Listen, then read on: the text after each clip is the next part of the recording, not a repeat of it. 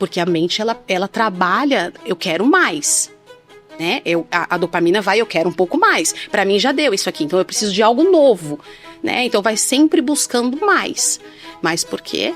Porque ele tá nesse lugar da pornografia, ou ela. Elas começam ali na pornografia, seja ela digital, por revista, enfim, o que for, ou até mesmo a pornografia erótica, porque nem sempre é necessário tirar roupa. Sim. Você vê. É um vício e é uma doença, né? E precisa ser tratado.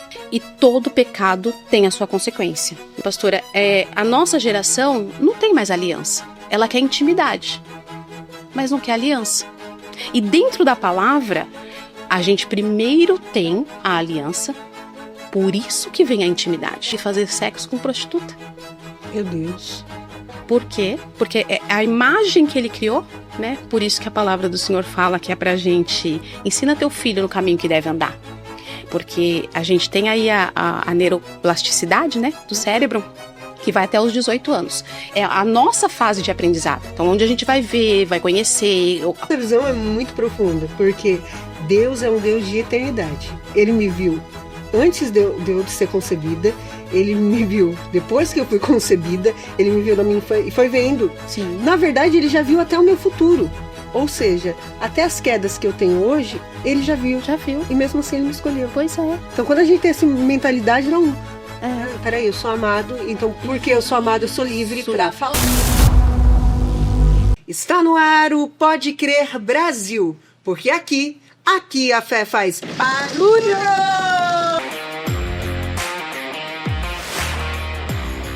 Hoje nós vamos falar de um tema que é tabu. Nós vamos falar sobre a pornografia, um vício que não aparece no exame toxicológico, mas destrói o indivíduo e também a sua família. E para esse bate-papo tão especial, eu tenho comigo Débora Marchetti. Seja muito bem-vinda, Débora. Obrigada. É um prazer te receber, uma honra.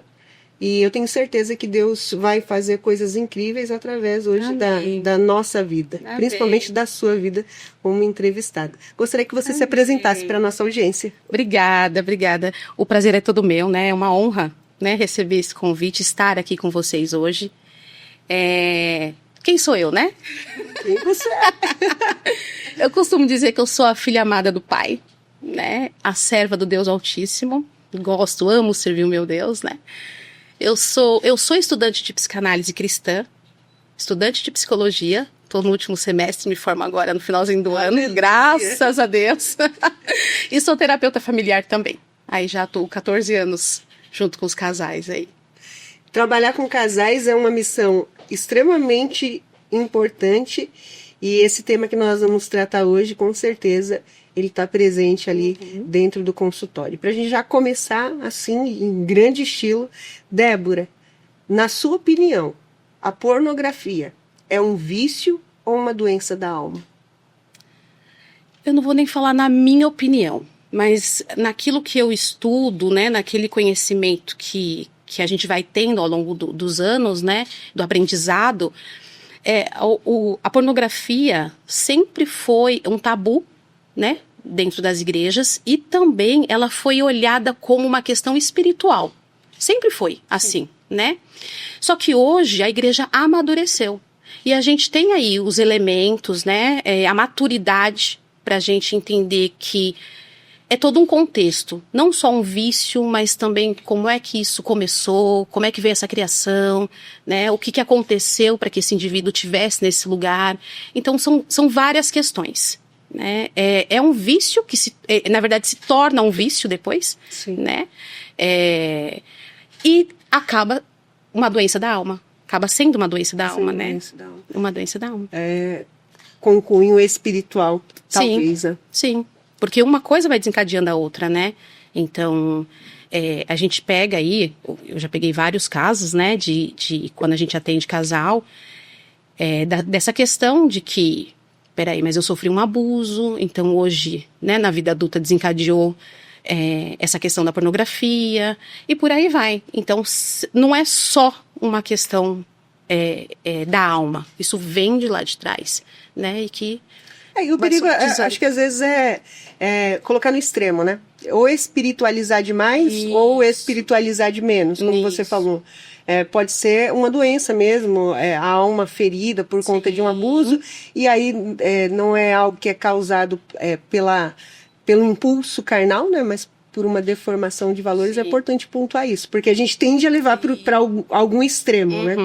E dentro da sua vivência em consultório, atendendo casais, você entende também que a pornografia, ela torna a pessoa um objeto, a visão do outro como um objeto?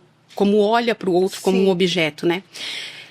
Isso é importante, pastora, porque a princípio, porque a nossa mente, a gente tem aí a dopamina, né? Sim. Que é a motivação, ela começa com um objeto, né? Porque a mente sempre vai querer mais, porque por se tornar um vício, ela vai sempre querer mais. Então, e é um lugar isolado. A pornografia, se você prestar atenção, ela vem para uma parte de isolamento, porque a pessoa ela tá sempre naquele lugar sozinha, né? Ela não tá ali assistindo uma pornografia acompanhado, é sempre isolado.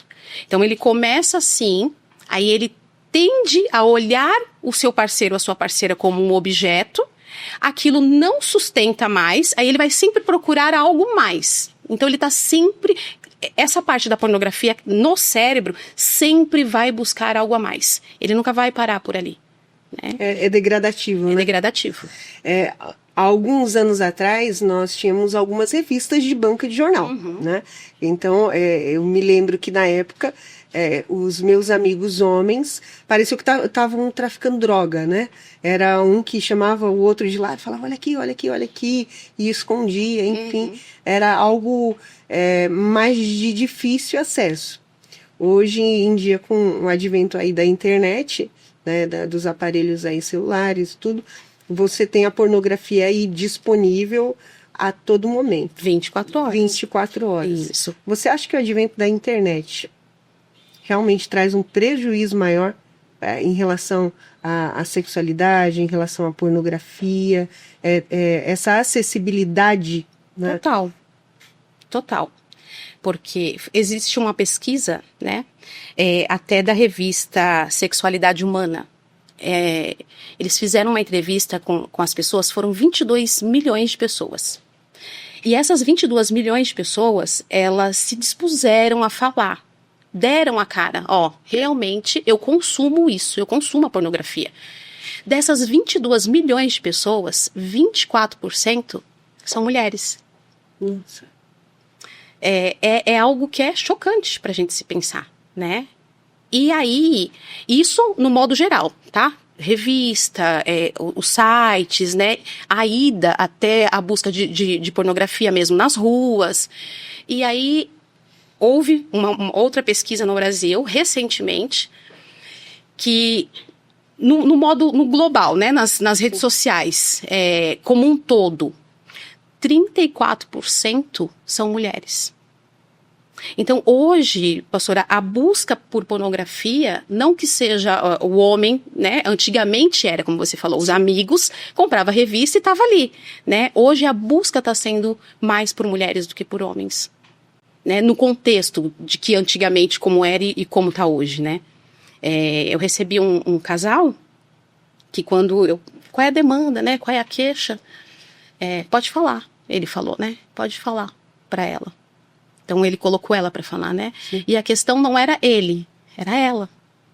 Ela era a consumidora. E aquilo já não estava mais para ele, o casamento já estava no fim, porque era algo que ela buscava constantemente e que para ela ter uma relação com ele, quando ela fechava os olhos, ela precisava voltar para as cenas que ela assistia. E isso foi degradando o casamento. Isso é muito, muito louco e é bem curioso, né? É algo muito presente. Sim. Dentro do universo cristão isso não é muito dito, por isso eu disse que era um tabu, mas é interessante nós começarmos a perceber algumas coisas em relação à pornografia, que a pornografia ela traz uma ilusão de coisas sexuais, né? Então, aquilo que vou pegar aqui filmes pornográficos, aquilo que a pessoa vê num filme pornográfico, ela quer levar. E nem sempre é uma realidade que dá para ser vivida, é distorção. Né? É uma mente distorcida. Né? E ele quer levar essa distorção para dentro do relacionamento, para dentro do casamento.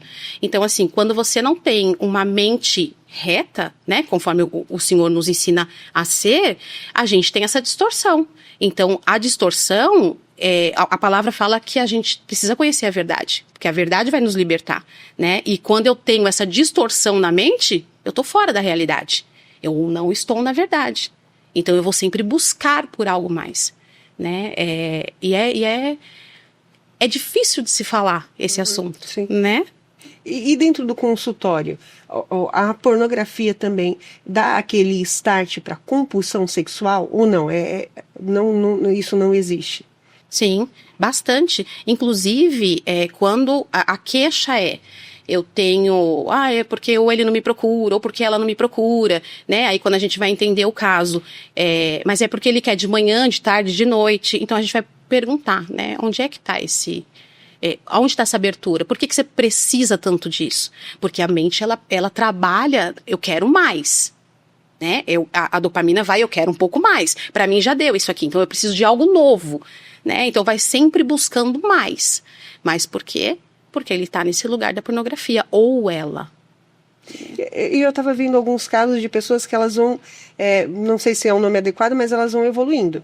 Então elas começam ali na pornografia, seja ela digital, por revista, enfim, o que for, ou até mesmo a pornografia erótica, porque nem sempre é necessário tirar roupa. Sim. Você vê, abre aí as redes sociais, tem adolescentes que estão postando status e elas estão com pouca roupa e sensualizando, então ali para mim já começa a pornografia. Isso. Então nós vemos isso aí cada vez mais recorrente e vemos as pessoas evoluindo. Então começa ali nessas mídias e daqui a pouco aquilo não satisfaz mais.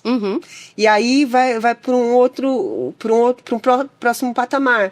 Como que seria o sexo com o mesmo sexo? E aí depois vai evoluindo. Como que seria com o animal? Acontece, não acontece? Muito. Porque como eles vão, a mente precisa de algo novo, né? Então isso aqui para mim já foi satisfatório, então eu preciso de me satisfazer mais e mais. Então eu vi ali, né, o corpo, daqui a pouco eu vejo a nudez, então daqui a pouco eu vejo o mesmo sexo, daqui a pouco vai com os animais, as crianças e por aí vai. Então tá sempre precisando de mais, nunca vai parar ali, né? Então a pornografia, ela é um pecado, é um vício e é uma doença, né? E precisa ser tratado. E tem gente que não vê isso como um problema, né? É só um detalhe.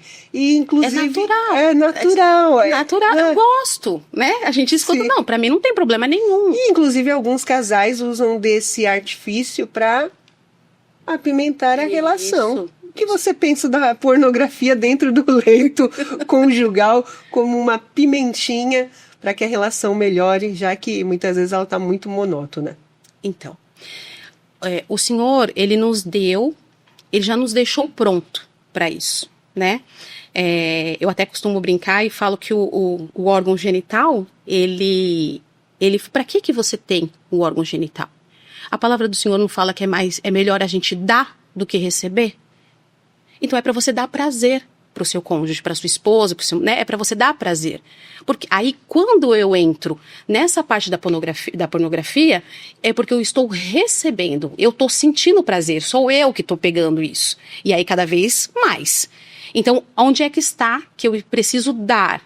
Porque dentro da palavra ensina, né, que a gente precisa melhor dar do que receber. A gente não precisa de pimentas, a gente não precisa de fantasias, né? Existe muito isso. No curso que a gente dá, as pessoas perguntam, né, eu posso usar, ou eu posso apimentar, eu posso colocar tal coisa? Precisa. Para quê? Né? A gente pergunta, por que você precisa disso para apimentar? Aí a gente busca lá atrás, né? O que aconteceu lá atrás que hoje tem essa necessidade de colocar algo mais que não foi o Senhor que deu? Então a gente pergunta sempre. É muito curioso, né? Porque mesmo no seio cristão, há muitos cristãos que defendem isso. Sim. Mas não há problema desde que isso seja algo consumido entre nós. E até quando a gente vai para a palavra, a gente vê o cristianismo como algo muito diferente das outras religiões e até mesmo da cultura, né? O cristianismo defende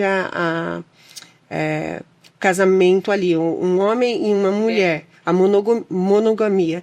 E algumas outras religiões, a poligamia. Quando nós olhamos para a questão do corpo na palavra, é sempre o Senhor protegendo o corpo como um santuário. Por exemplo, Adão e Eva, eles pecam, há um cuidado de Deus de vesti-los. Dentro da cultura judaica, há um cuidado de vestir. E a gente chega aqui no Brasil... Vamos tirar. Vamos tirar. Não precisa de vestimenta, Não né? precisa. E aí, quando nós chegamos até a igreja, muita coisa a gente quer trazer do mundo para a igreja e fazer caber dentro daquele contexto.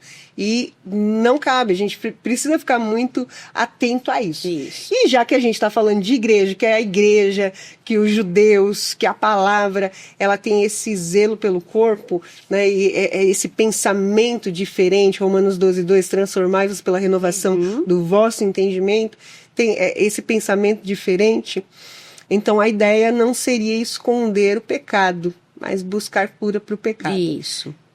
Porque esse pecado, ele é tão escondido dentro do seio do cristianismo, porque as pessoas, elas sofrem com isso e elas não falam. Pois é.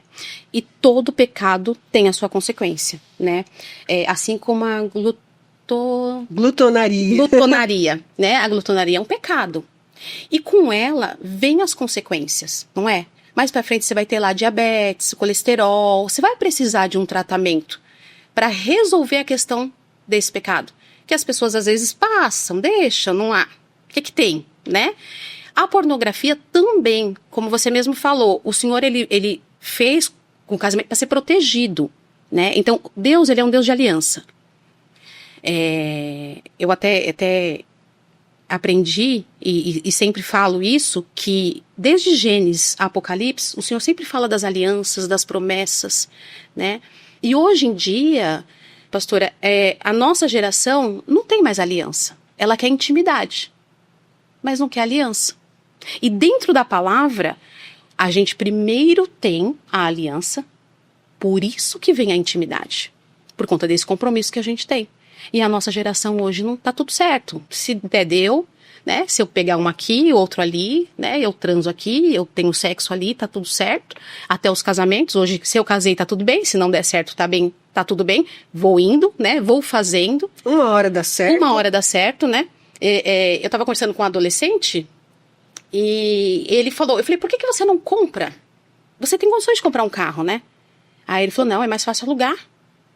Porque se quebrar, eu devolvo, pego outro. A casa, se aluguel... Tem pessoas que têm condições de comprar uma casa, mas preferem viver no aluguel. Por quê?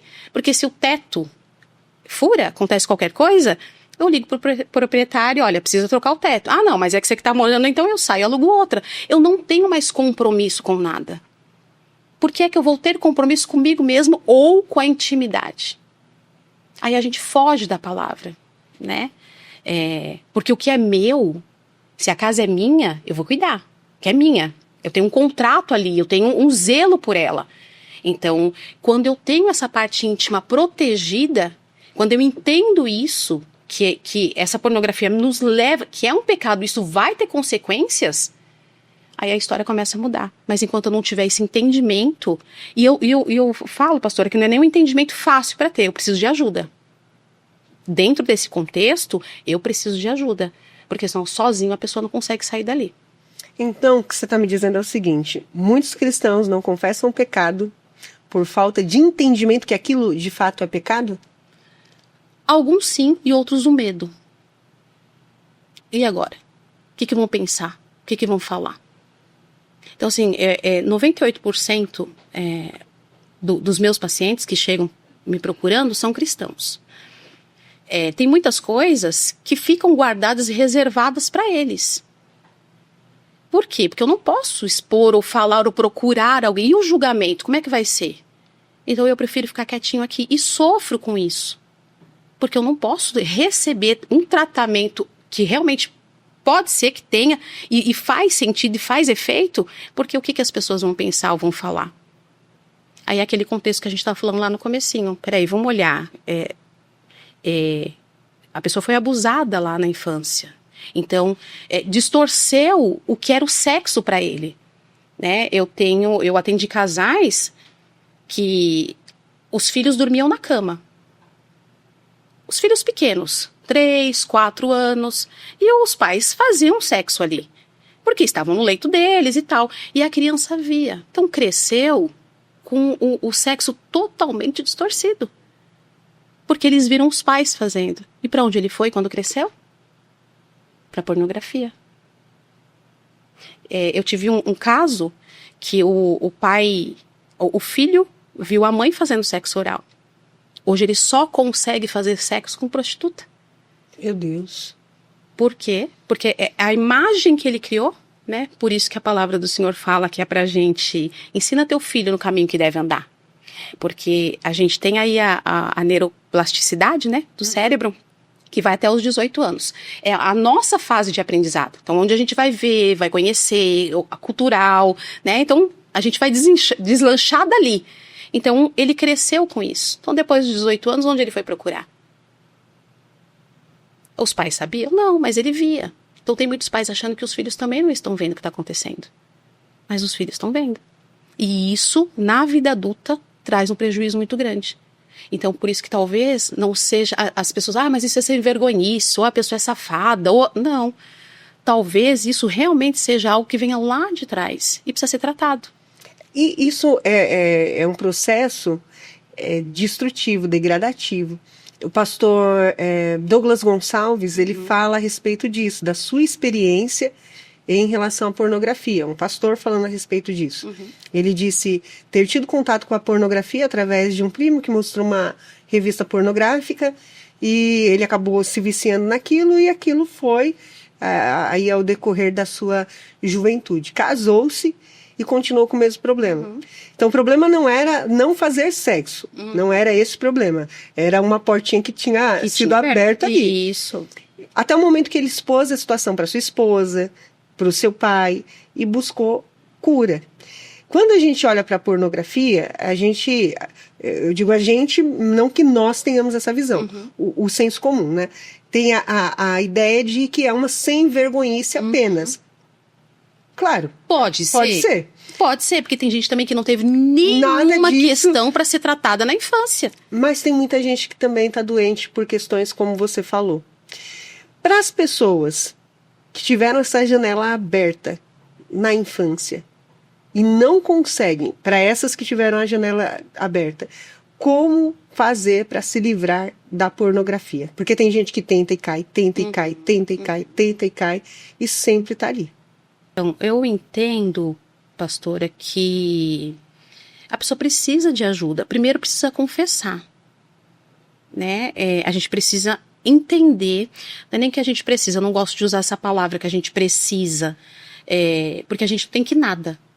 Né? Eu também aprendi na psicologia que a gente não tem que nada, né? Seria bom, porque eu preciso, é uma obrigação, eu tenho que fazer. E não é assim que a gente aprende com Deus, né? Seria bom se a gente confessasse isso. Se eu tivesse uma pessoa, porque a gente fala assim, eu tenho muitos amigos, mas a pastora é minha amigona, caminha comigo há muito tempo. Será que ela sabe que eu tenho esse problema com a pornografia? Porque eu posso ter vários amigos, mas esse pecado ninguém sabe. Né? Então eu acredito que precisa ter a confissão. Seria bom se a pessoa tivesse a confissão. Uma pessoa que ela possa caminhar, falar, sem julgamento, para ajudá-la. Porque vai vir os gatilhos. Né? A rede social tá aí, sempre vai ter os gatilhos. Não precisa, tem gente que monitora ali o celular. Deixa eu ver seu celular aqui. Deixa eu ver quem que mandou mensagem. Deixa eu ver os grupos que você tá vendo. Na escravidão, né? Não é? Mas precisa. Porque senão ela vai continuar caindo até que ela consiga deslanchar. A palavra de Deus diz em Tiago: confessai os vossos pecados, as vossas culpas uns aos outros, para que sejais curados. Né? A gente fica muito naquela coisa, vou confessar só porque é um pecado, senão não vou ser perdoado. Não, é a cura, né? É o que o falar cura. Isso. Dividir cura. O falar é criacional, né? Eu sempre falo isso para os meus pacientes, né? Que o falar é criacional. Isso é importante, porque o Senhor, o nosso Deus, ele criou tudo falando. Então, a importância da gente falar. Porque quando a gente fala, a gente se escuta. E a gente presta atenção naquilo que a gente está falando. Então, é importante isso. E aí a gente confessar e pedir ajuda mesmo, né? Então, olha, hoje eu não estou muito bem. Tô doida para ver aquilo lá. Você pode me ajudar? Ou, às vezes, até pro cônjuge mesmo, né? É melhor você ficar hoje com o meu celular, porque hoje eu tô daquele jeito. Eu já tratei com casos assim. Um ajuda o outro. Mas não tem julgamento. É difícil, mas tem. Então, seria muito bom se a igreja tivesse essa maturidade. Não só a igreja, né? Mas as pessoas, né? O senso comum, né? Sim. Tivesse essa... Porque a pornografia é um vício e é o mesmo vício da cocaína. Existe uma proteína, me perguntaram assim, isso é um vício ou é um hábito? Existe uma diferença do vício e do hábito. O vício, existe uma proteína que a neurociência encontrou agora, vou ter que olhar aqui na minha colinha, que chama delta-FOSB. Ela é encontrada no mesmo cérebro que usa cocaína, que usa o álcool, que usa maconha e que usa pornografia. E essa proteína, ela vai diminuindo a nossa massa cinzenta, que é onde vai dando a inteligência, né, o nosso conhecimento, e aí nós vamos ficando praticamente cada vez mais burros. Nossa. É forte isso, mas as pessoas não têm noção do que a pornografia causa no cérebro humano. Então, a gente vê às vezes, né, as pessoas que usam os entorpecentes, a gente fala, fica meio abobado, fica meio... É a mesma coisa na pornografia. Quando ele começa, essa mesma proteína tá lá. E vai diminuindo a massa cinzenta. E é algo tão absurdo que tem gente que consome pornografia de manhã, consome depois do almoço, consome à tarde, consome à noite, consome durante a madrugada. E aí isso vai crescendo, né? De várias formas. Sabe por quê, pastor? E acompanha também a masturbação, né? Isso, mas sabe por quê? Porque a pornografia é um desejo. Ele não é um prazer. Prazer é o que o Senhor deu para nós sentirmos o prazer. A pornografia, a gente tem o desejo. Então, o desejo de sempre querer mais. O meu cérebro não está satisfeito com isso. Eu preciso buscar mais. Então, por isso que é de manhã, aí é de tarde. Aí o sexo que eu tenho com a esposa ou com o marido não é o suficiente. Aí eu preciso buscar fora e por aí vai. A masturbação. E quantos casais têm a vida sexual arruinada por conta disso, né? A gente sempre fica falando, você falou aí da cocaína, a gente sempre fala da cocaína, a gente fala do crack, a gente fala de uma diversidade aí de drogas, mas isso é tão pouco falado. E quantas pessoas elas estão nos assistindo hoje, estão vivendo isso? Talvez você que esteja me assistindo esteja vivendo exatamente isso. Sim. Um casamento destruído, se sentindo, você que é cristão, destruído por dentro, por conta disso, se sente contaminado, pecaminoso, se sente uma fraude na comunidade local e está lutando, não consegue vencer. Talvez porque não tenha despertado que isso realmente é um vício e que você precisa de ajuda. Isso. A Bíblia diz que há amigos que são mais chegados que irmãos. Às vezes a gente olha tanto pra gente, o que vão pensar, o que vão falar, e a gente topa ficar doente, né? Sofre muito mais, ao invés de... Do que porque eu vou sofrer, você vai ficar sabendo do meu pecado? Eu vou sofrer se você ficar sabendo, mas eu já estou em sofrimento com tudo isso. E na destruição, né? Porque sofre um todo, uma casa toda. Porque parece que não, mas os filhos percebem. Então, a esposa, o marido, os filhos, todos sofrem com isso. É uma doença. E a gente, enquanto cristão, não precisa ocupar um lugar que é do Senhor. Isso. O lugar de perfeito é do Senhor. Isso. Eu aprendi algo assim que para mim foi um divisor de águas. Você é gente. Isso. Gente sente, gente tem necessidade. Exatamente. E vamos ter até o dia que o Senhor vem nos buscar. E Jung, né? Ele fala que ao tocar numa alma, seja apenas outra alma. Né? E isso eu carrego comigo para dentro dos meus atendimentos. Né? Nossa, peraí, como assim? Né? Você é pastor, ou você tem esse cargo na igreja. Não! É ser humano. Como qualquer outro, e precisa de ajuda também, né? Então, nós precisamos, seria muito bom se nós olhássemos para essa dificuldade de uma maneira diferente. Seria muito bom.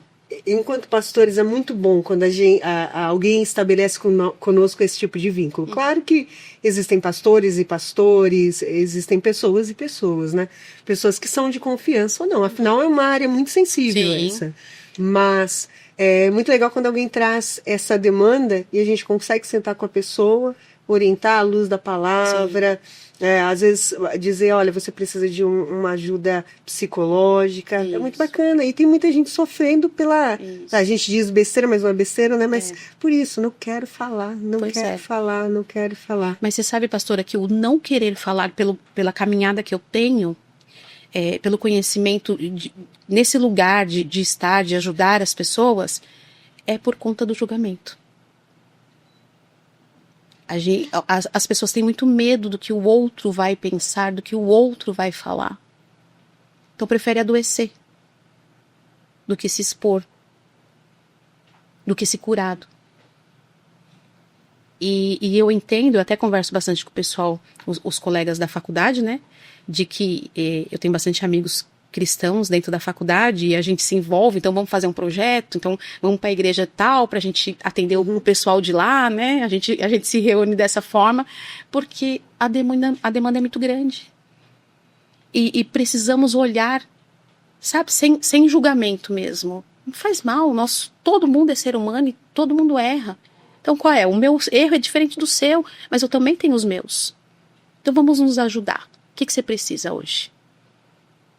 Esse se ver como uma pessoa humana, né? Humana. E nós, enquanto liderança, enquanto cristãos, não só liderança, porque tem muita gente que não é liderança, mas é um bom cristão, temos essa visão em relação ao nosso irmão, né? Uhum. Olha, vem cá, meu. Isso. Seja verdadeiro, seja franco, tá tudo bem, eu não vou te ver diferente. Porque o próprio Jesus fez isso, né? Ele não olhou para o pecado. Ele simplesmente curou, ele trouxe, hoje eu vou pousar na sua casa. Ele não, peraí, você foi sacana. Não, primeiro eu julgo quem você é, aí tudo bem, vamos tomar um café, agora eu vou lá na tua casa e vamos conversar. Não, ele foi, sabendo quem era. Se nós estamos aqui hoje, porque ele sabe o que a gente precisa e necessita.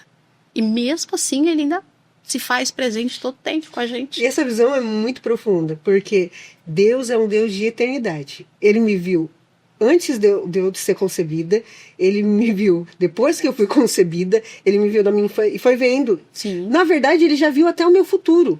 Ou seja, até as quedas que eu tenho hoje, ele já viu. Já viu. E mesmo assim ele me escolheu. Pois é. Então quando a gente tem essa mentalidade, não... peraí, eu sou amado, então porque eu sou amado, eu sou livre para falar. Isso. Né? E aí eu sou livre. Quando eu entendo essa paternidade do Senhor sobre nós, né, e que eu posso, eu não vou ter, eu com meu pai eu tinha muito apego, né, e brincava, então a gente tem que ter esse acesso com ele. E aí a gente é livre para viver. É aquilo que a gente estava falando no comecinho, né, tem pessoas que não evitam o sofrimento, né, não são felizes. Quando a gente olha para Jesus também é algo inspirador. Ele é a nossa inspiração. Mas dentro dessa vertente que você está falando, não olhar com um olhar julgador e também olhar para Jesus e ver que ele não se importava com a opinião de ninguém. Que você vai pensar de mim, ele come com os pecadores, ele come com... Não, tá tudo bem, eu estou comendo mesmo. É isso aí. O que vocês estão falando é verdade, porque eu não importo com ele. Isso. É isso. Eu não importo com ele. E não tem problema nenhum, né? O que vão pensar, o que vão falar. Você tá sofrendo. Você vai ficar sofrendo até quando? Né? Geralmente eu pergunto para os meus pacientes, a gente põe em prazo, né? Ou data. Mas é porque eu carrego isso, já tem... Tá, quer carregar quanto tempo? Eu acho que eu fico aí 1 mês. Um mês são 30 dias, aí eu vou falando as horas e tal. É tempo pra você? A gente vai... Não, é muito tempo carregar essa mágoa toda. Então, 15 dias. Aí eu vou falando. Não, eu acho que um dia tá bom pra eu ficar com raiva. Aí chega da outra semana, e aí? Porque aí a pessoa vai lembrar, é verdade, eu não preciso carregar isso tanto tempo. Né? A pessoa deixa o fardo dela ali do lado, que não precisa carregar tanto tempo. E é muito sofrido carregar pecado. Escondido. Escondido. Né? É muito pesado, é algo que nós não precisamos carregar. Afinal de contas, Cristo morreu na cruz justamente para nos libertar do poder do pecado. Exatamente. Para que fôssemos livres. Voltando ao casamento. Sim, já entendemos que a pornografia é um vício. Nós entendemos que a pornografia também é um pecado e que ela destrói os indivíduos e destrói as famílias. Primeiro, como indivíduo. Qual que é o efeito da pornografia na mente e nas atitudes da pessoa? Como existe esse local do isolamento, vem a ansiedade. Entra a depressão, porque eu tô só. Eu vivo esse mundo sozinho, não posso compartilhar com ninguém. Vai desencadeando várias questões, né? Porque o sofrimento, o isolamento social, porque eu não posso... Aí começa, porque eu tô mais isolado, então eu já não tenho mais aquela intimidade, aquele contato que eu tinha com o cônjuge, ou com os filhos, ou até no trabalho, porque as pessoas começam a se isolar mesmo, né? E aí entra a depressão. Porque eu tô sempre buscando algo mais e eu não consigo, né? Então eu vou tendo isso. O funcionamento social começa a ter prejuízos por conta do isolamento e a dopamina. E também a massa cinzenta que vai diminuindo. Então eu vou tendo esse isolamento, tá? Que mais? Então o resumo o impacto na saúde emocional, o impacto social e o impacto relacional, que é o cônjuge, né? O cônjuge. Quando a gente já falou do indivíduo, a gente agora falando da família. Às vezes acontece que a pornografia ela é consumida pelo casal. Algumas vezes pela esposa, algumas vezes pelo marido. Uhum. E alguém não sabe no meio da situação. Eu já vi situações de mulheres que descobriram o vício dos seus maridos na pornografia, e isso quase destruiu os seus casamentos, porque essas mulheres se sentiram insuficientes. Uhum. Você acaba encontrando isso muito no seu consultório? Sim, e entra o adultério, né? Porque elas enxergam também como um adultério. Tô sendo traída. Ou ele, tá? Porque tá bem comum. Eu estou sendo traído. Porque ela tá, ou ele está buscando isso fora, né? Então, isso também acontece. E é natural ali para eles, né? Para ela se sentir insuficiente, ou às vezes se coloca muita desculpa, né? Porque existe muita... Eu não quero a dor de cabeça, mas aí quando vê... É porque ele já sentiu o prazer, né? O desejo em outro local. Então isso é comum. E dá para reconectar um casal assim? Sempre dá. Como? A gente trabalhando esse lugar, né? O confessar. Então vamos trazer, o que está acontecendo? Olhar para o contexto todo, entender quem foi esse indivíduo lá atrás. Por que que hoje, o comportamento dele hoje está dessa forma? Então vamos entender. O que aconteceu lá atrás para que o comportamento está assim hoje? Porque às vezes, pastora, não é só o fato das pessoas terem visto algo sexual dos pais, ou nem sempre é dos pais, né? Do cuidador, às vezes, né? Ou em escola, que é muito comum. Mas também do jeito que não foi criado. Faltou muita coisa. Então, já que faltou algo para mim ali, eu fui buscar em outro lugar. Então, faltou, que eu digo assim, da maneira que o Senhor queria que fosse conduzido a família, sabe? O contexto familiar. Então, às vezes, falta algo ali. E aí, busca-se em outro lugar. Quando isso acontece por parte do homem, né? Algum reflexo da relação materna ou não? Não há nenhum tipo de relação com isso. Então, por exemplo, eu tenho uma mãe muito opressiva, uma mãe muito dura, Não severa. necessariamente. Não necessariamente.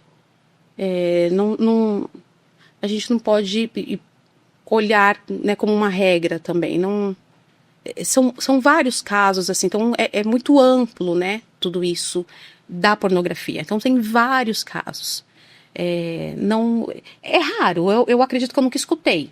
Porque a mãe era aquela mãe, ou porque não tinha mãe, e eu precisei ir para esse lugar, mas porque não houve esse cuidado, talvez, né? De mostrar como funciona, de conversar. Antigamente, hoje em dia está mais aberto, né? As pessoas falam um pouco mais, os pais falam um pouco mais. Inclusive, eu tenho uma prima que ela trabalha com aprendendo a dizer não, né? Então, com as crianças.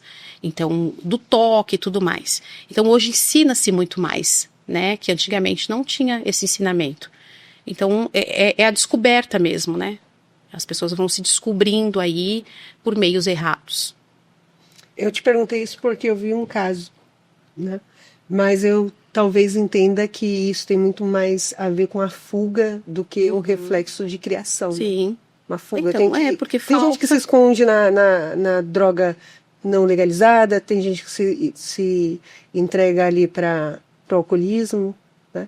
O que as pessoas querem é se esconder. Isso. Né? Quando eu puder me esconder disso, ignorar essa dor, fingir que ela não existe. Ela sabe que existe, né? O fingir não, mas é a fuga mesmo, né? Eu não quero mexer com ela. Deixa ela quietinha. Então eu vou buscando, porque a gente precisa ser preenchido, né? Então eu vou buscando outras coisas e aí eu escapo desse lugar. Não penso nele, não preciso parar para pensar, né? Por que a gente não quer pensar? Porque dói mais pensar? Ou porque, sei lá, por algum outro motivo? É porque dói pensar no passado? Ou porque eu acho que não vale a pena? Por que eu não quero voltar nesse lugar? Porque talvez um lugar de dor, de sofrimento. Por que não voltar para esse lugar? Como eu falei, né, lá no comecinho, eu gosto de ter o meu tempo, né? Geralmente na madrugada, assim. Na madrugada que eu digo meia-noite, 1h. Então eu tenho um tempo do sofá, que eu chamo. É eu comigo mesma. Nem que for 5 minutos, eu preciso ter esse tempo.